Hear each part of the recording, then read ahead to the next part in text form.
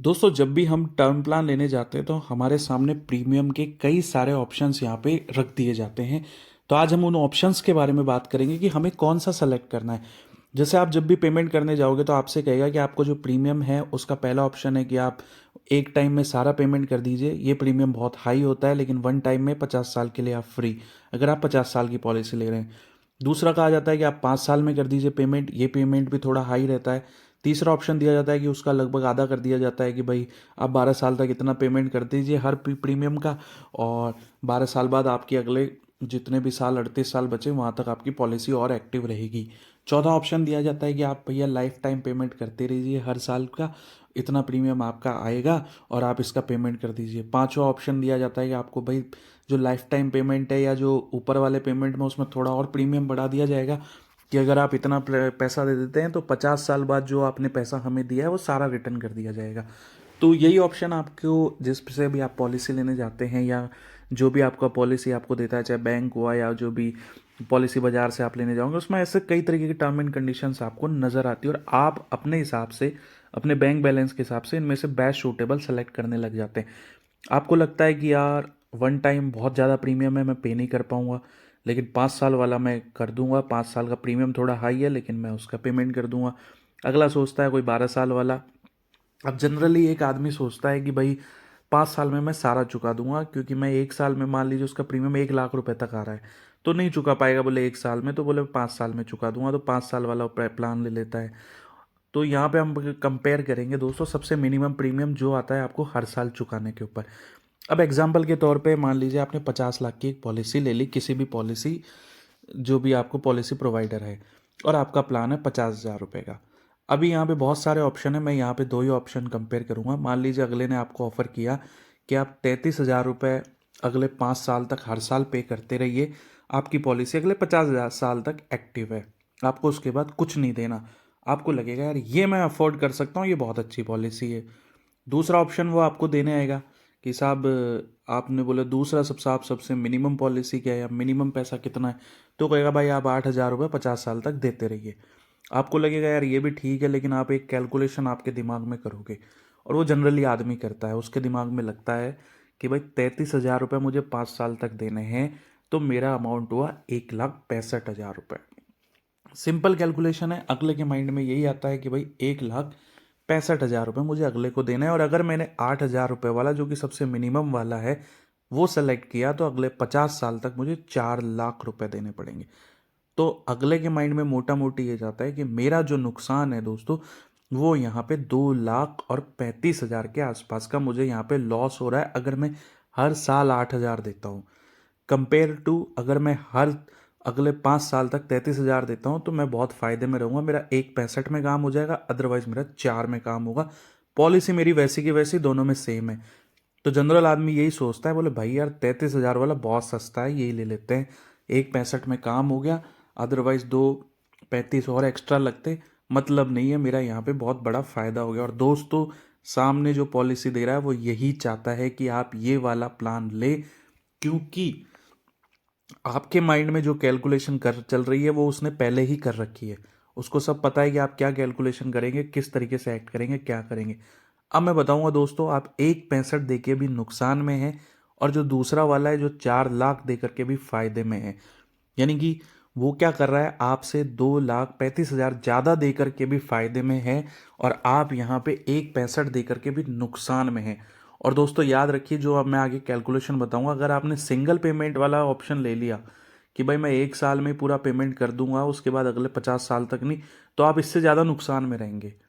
जो 5 साल वाला है वो थोड़ा कम नुकसान में है, जो 12 साल वाला लेगा वो थोड़ा और कम नुकसान में है, और जो लाइफ टाइम यहाँ पे लेगा उसकी, यानी life time in the sense अगले 50 साल तक लेगा, वो सबसे ज़्यादा फायदे में यहाँ पे रहने वाला है।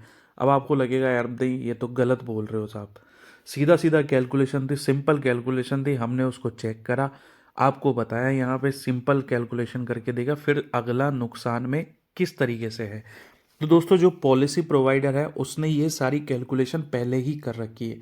आप जिससे भी पॉलिसी लेने जाएंगे वो आपको यही बोलेगा भाई 1 साल वाला ले ले।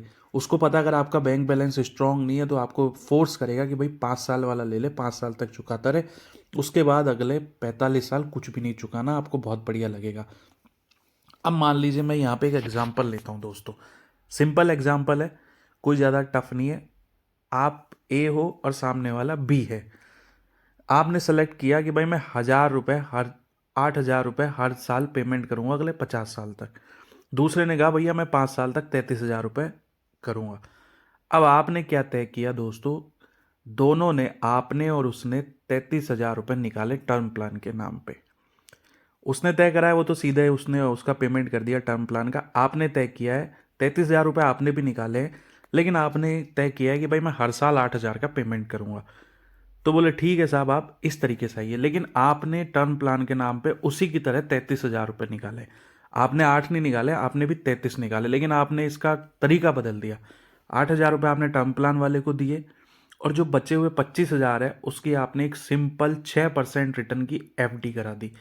दोस्तों मात्र 6% है, अभी 6.5 चल रहा है, पीपीएफ में 7.1 चल रहा है, सुकन्या में और भी ज़्यादा चल रहा है आपके।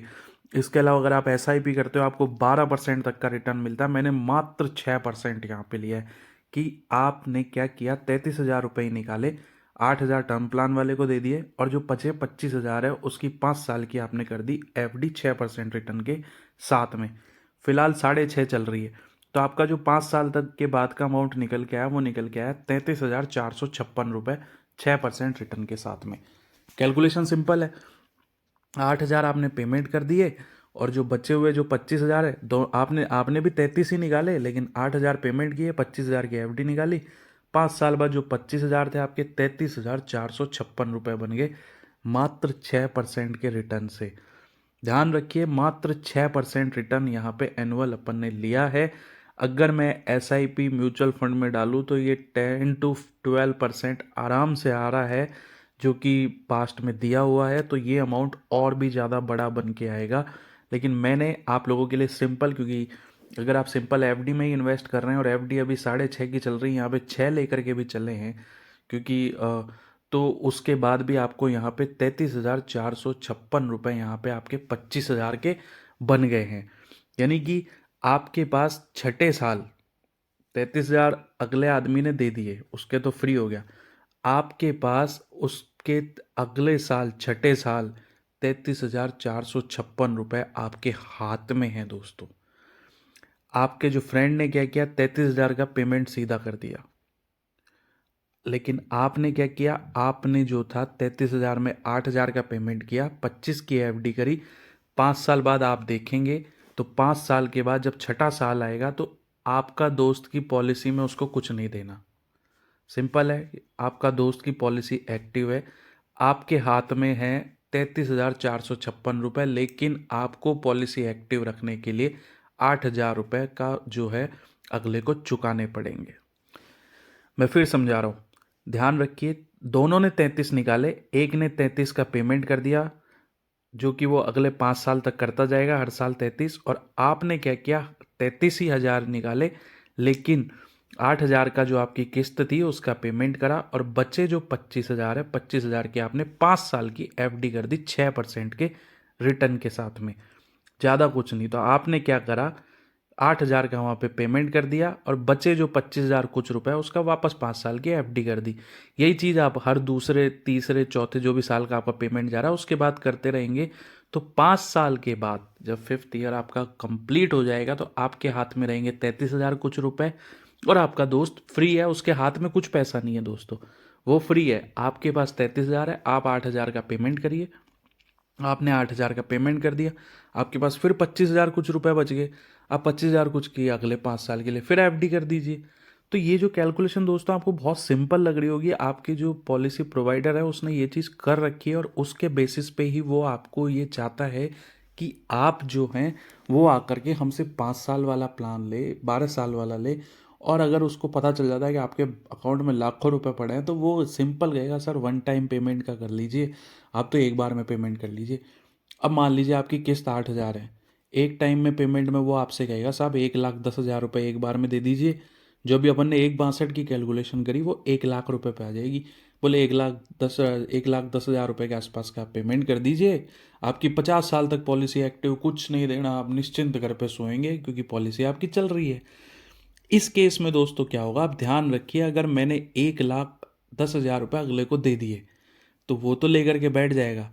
वहीं दूसरी तरफ मैंने उसको नहीं दिए, 8,000 ही दिए और 1 लाख की एफडी कर दी, सिंपल एफडी कर दी, तो भी सालाना आपकी जो किस्त आने वाली है वो आपकी एफडी का ही ब्याज चुका देगा।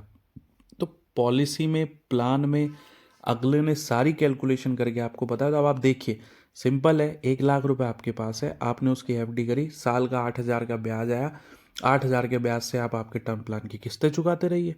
जैसे आपकी किस्तें चुकती जाएगी, आपका जो, अगर इन केस मान लीजिए आपकी डेथ भी हो जाती है या कोई कोई कंसर्न के कारण, तो आपके जो घर वालों को है वो 50 लाख तो मिलेंगे ही मिलेंगे, 1 लाख रुपए आपके बैंक में पड़ा हुआ है।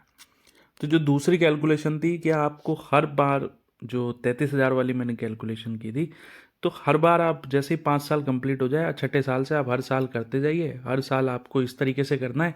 आपके पास पैसा है, नया पैसा आपको जोड़ना नहीं है। अब आप सोचो, मैंने यहाँ से 6% से की थी, अगर यही कैलकुलेशन मैं 12% से करता, रिटर्न एसआईपी का 12% आता, तो फ्यूचरिस्टिक वैल्यू आफ्टर 5 ईयर 44,256 रुपये होती। आपकी किस्त 8,000 रुपये, बचे कितने, लगभग 36,000 रुपये के आसपास।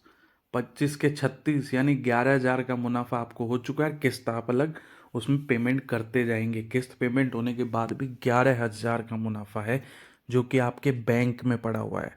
ध्यान रखिए दोस्तों, 33 उसने निकाले, 33 आपने निकाले। आप हर साल 5 साल तक 25 की एफडी करते रहे, 5-5 साल की। और अगर आपने एफडी नहीं करके उसको एसआईपी के थ्रू या जो म्यूचुअल फंड में डाल दिया, लमसम के थ्रू भी डाल दिया, और 12% का रिटर्न आ गया, तो वही जो आपके बचे हुए 25,000 हैं, वो 12% के रिटर्न के बाद 44,256 होते हैं। 8,000 का पेमेंट आप अपने जो टर्म प्लान वाले को दीजिए, और बचे हुए की वापस आप जो है लमसम डाल दीजिए। अब हमने 25% के हिसाब से 44,256 यहाँ पे बना दिए। 8,000 का पेमेंट करने के बाद मेरे पास मोटा मोटी 36,000 रुपये बचे, एक एग्जाम्पल के तौर पे मान लीजिए। तो पहले हमारे 25,000 थे जो 12% रिटर्न के बाद में 44,256 हो गए, लेकिन वहीं हमारे पास अब हैं 36,000। 25 नहीं है दोस्तों, 36 है। 36 को 12% रिटर्न के साथ में अगले जो हैं, आप 5 साल के हिसाब से देखिए, तो उस टाइम रिटर्न आपका 44,256, इससे कहीं ज़्यादा बन करके आएगा। तो दोस्तों, अगलों ने सब कैलकुलेशन करी है, आपको आपकी मनी भी ग्रो करनी है, और जो पॉलिसी जो आपने ले रखी है उसका पेमेंट भी करना है, लेकिन केवल आपने तरीका बदला है। तो दोस्तों, मेरी तरफ से थी ये जानकारी कि हमें पॉलिसी में किस तरीके से पेमेंट हमारे लिए बेनिफिशियरी रहेगा। पसंद आए चैनल को लाइक एंड सब्सक्राइब जरूर करिएगा। मिलते हैं नेक्स्ट वीडियो में।